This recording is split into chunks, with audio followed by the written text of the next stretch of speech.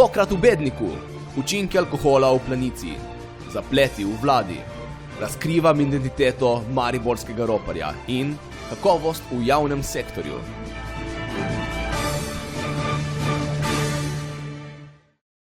Štiridnevni planiški praznik je pod streho.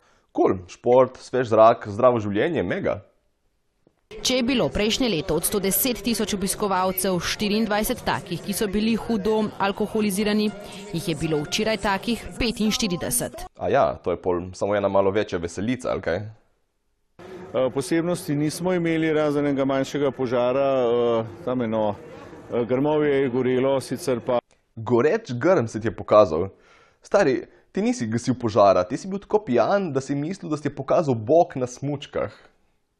Sem imel dopust, je bilo tu zelo malo smučarjev, idealni smučarski pogoji in sem na progi Cojzarica napravil 87 vožnji. Za pogovor o zdravstveni reformi pa je koaliciji danes zmanjkalo časa.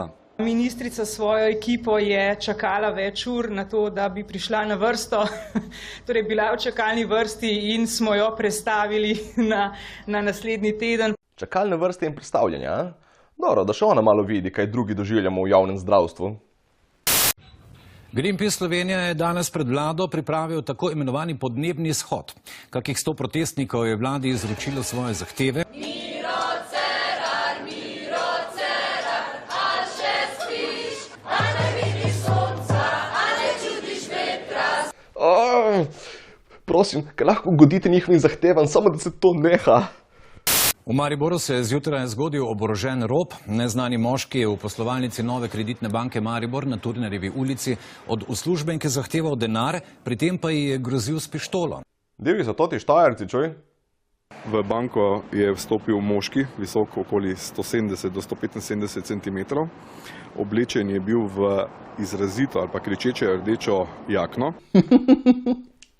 Modre kavbojke, obut v bele športne copate, na glavi pa je imel rdečo kapo s šildom z znakom Ferrarija. Čakaj. Jaz vem, kdo je ropal banko.